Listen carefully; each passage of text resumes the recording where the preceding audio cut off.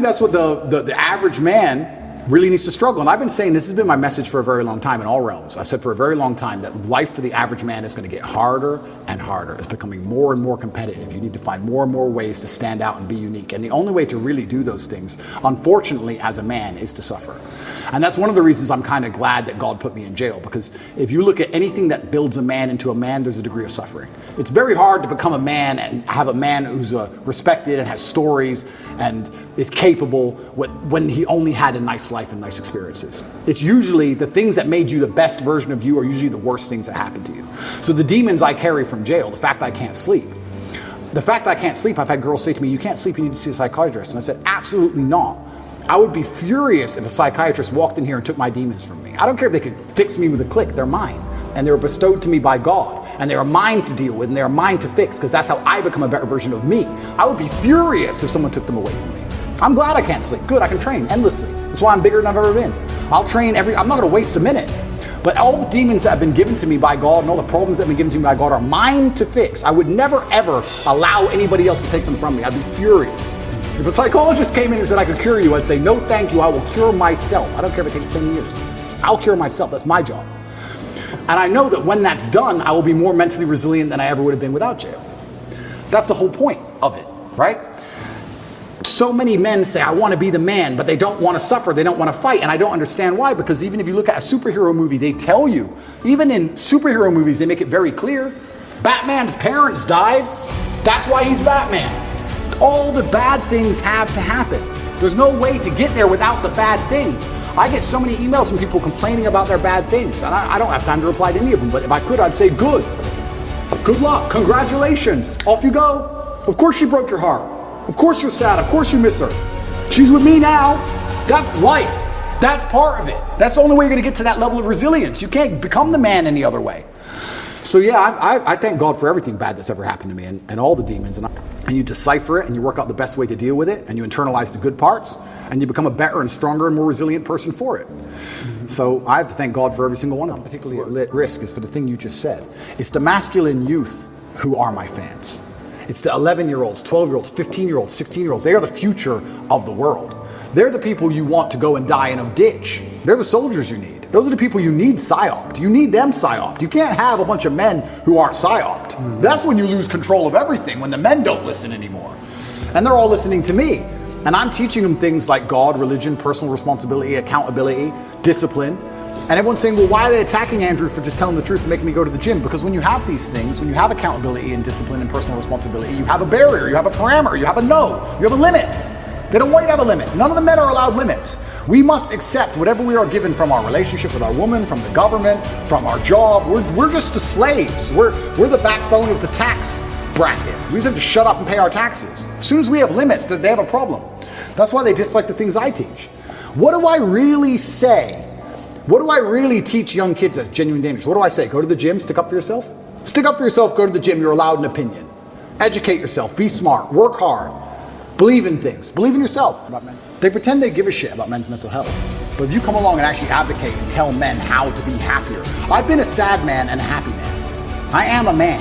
I know exactly how it feels on all ranges of emotion. And I'll be honest with you right now. When a man is sad, yeah, there is an inclination towards aggression. That's how we're born. That's how we're evolved. We're evolved with that inclination towards aggression. We need that to protect and provide. That's who we are. We need that bravery. But having a bunch of depressed, sad men who have no emotional control is dangerous for society.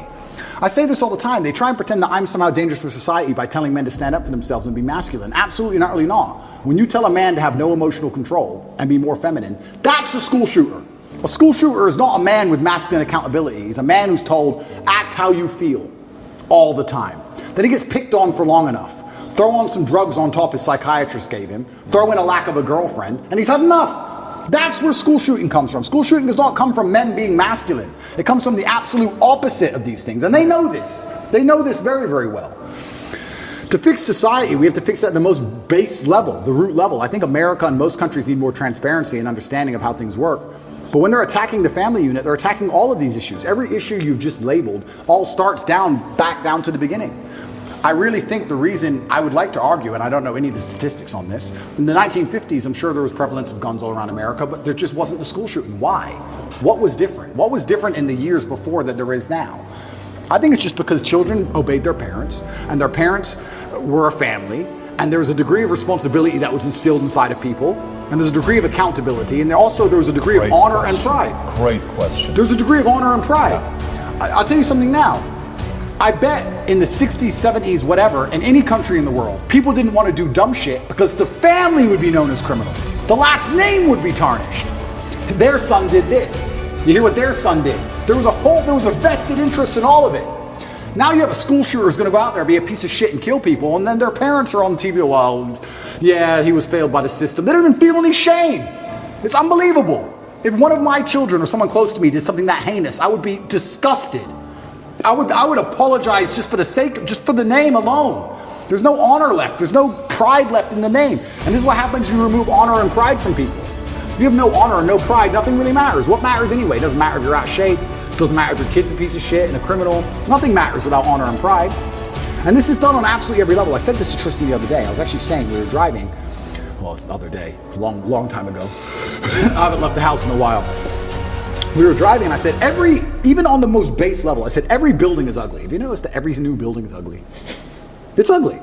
Tristan goes, yeah, it's all the same glass, big square, ugly building. In the 1400s, we built these ornate, gorgeous buildings. And now everything's ugly. Why is that? And well, I'll tell you why it is. It's because they don't want you to have any intrinsic attachment to a specific place. If all the buildings are beautiful in a specific town, you have intrinsic attachment to that town. You care about that town. You want good things for that town. You'll protect that town. You'll defend that town. What is that? That's a barrier. That's a parameter. If everything looks the same all the time, you'll just move. Who cares? Oh, they've messed up San Fran. Who cares? I'll just move somewhere else. Let's move somewhere else. It's all the same. Globalism doesn't matter. It's all the same. Buildings in Berlin and New York, they all look the same. Where's all the beauty gone? When there's beauty, you have an attachment to that beauty. They want to remove all your attachments from everything. Even now, when they try and psyop you into, let's say, the way that models all look different than they used to before, right? Models all look different. Victoria's Secret. Yeah, and I was arguing this point, and someone's saying, oh, but that's because you have Eurocentric beauty standards. I said, no. I'm going to correct you, because I know you think you sound smart using the word Eurocentric, and I'm going to correct you because you're a dumbass. Let me tell you what beauty standards are. Beauty standards, by definition, for something to be beautiful, it has to at least be unique. If everything is beautiful, then it's not beautiful. If everything's beautiful, then it's standardized. For you to take a model who looks the way they look without any effort at all, and they look like most out of shape, uninteresting people on the street, you cannot call that beautiful because it's standardized, you can see it everywhere. Beauty means it must have been difficult to obtain.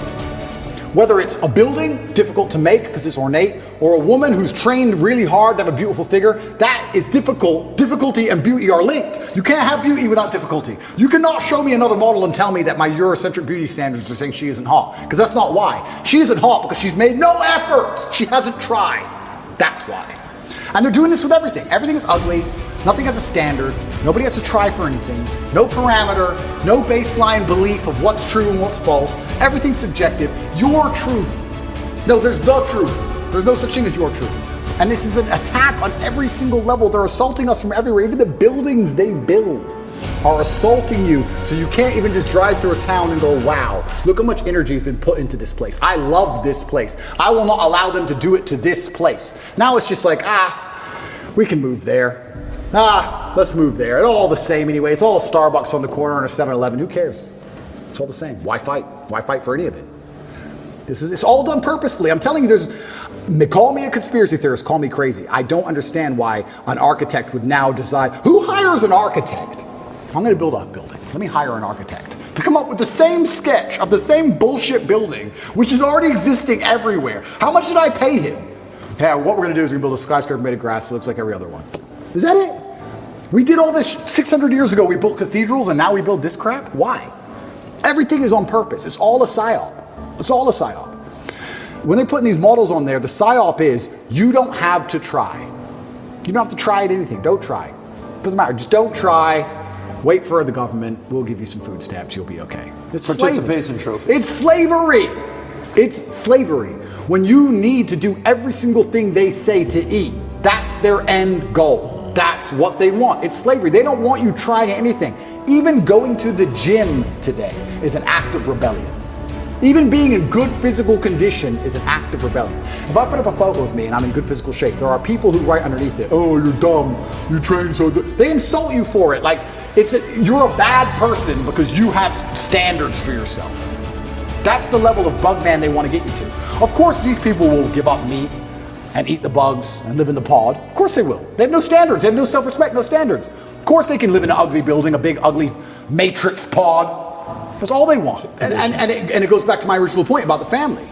I do believe that a reason we didn't have so many problems before is because I believe the families had standards. And some cultures still do. I have friends who are Chinese. My dad, I cannot not get an A. That's just their culture. When my dad was still alive and he was teaching chess, my dad would charge $400 or $500 an hour for chess lessons. And towards the end of his life, he goes, all of my students are Chinese or Indian. Nobody else wants to spend money, $500 an hour to teach their kids chess. Only the Chinese and Indians will spend that money to make sure their kid is that good. So that's it. They're the ones who invest the most in their children. They still care on that level. But most families don't wake up and go, I want my children to act a certain way for the legacy, for the family name as a whole. I'm instilling standards upon them because of the last name. My entire life I've had standards instilled upon me. My entire life. Your last name's Tate, you can't do that. Your last name's Tate, you're not allowed to do that. Your last name's Tate, hit him back. I've been like that my whole life. And now we've removed all standards from everybody. This is why you get school shooters. These school shooters should be too embarrassed to even embarrass their fathers. They should wake up and go, I would never do this to my family. And I'll also, this is definitely going to get me canceled, but I'm going to say it because it's true. I'll say it by extension for suicide. I don't care what you do to me. I'm Andrew Tate. I cannot kill myself. I can't. I'm not allowed. It's against the creed of my last name. I didn't have ancestors who suffered how they suffered, who went through what they went through, for me to be born, to kill myself. That's not the end of my story. I refuse. I absolutely refuse. No matter how bad it gets or what bad situation I'm in, I refuse to do it because I have too much respect for my last name. I won't do it. And I think that a lot of things, a lot of men's mental health, a lot of crises can actually just come back to the old adages of honor.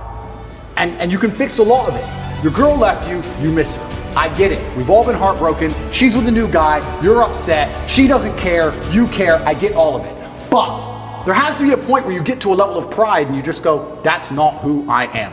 I lost her. That's life. You just got to get on with it. And the best way is to where do you find the strength when you're in these difficult situations? I always find the strength from my last name. I'm Andrew Tate. So I just have to do it. I'm in a Romanian jail cell. I wake up, there's cockroaches in my bed. They're all over my face. What am I going to cry? Am I going to reach out? Am I going to go and sign a piece of paper and say I'm guilty? I'm going to sell my brother out? Is that what I'm going to do? Am I going to go lie and put these and sell the girls out like they want me to? Am I going to stand up and say I'm sorry for saying go to the gym like a pussy? No, I'm going to take the cockroaches off my mouth. I'm going to do some push-ups because I'm Andrew Tate. When shit really gets hard, honor and courage and bravery and your last name is all you've ever had. It's all you're going to have. And it used to be like that in the olden days. That's why no one did this dumb shit. They were just too embarrassed to even do it. And this is why you're saying, how do we fix the country? Absolutely all of it comes down to the fact that, especially with men, none of them are bestowed with the things that the masculine essence needs to be a good man. You need pride, you need honor, you need a healthy level of ego, you need all of these things.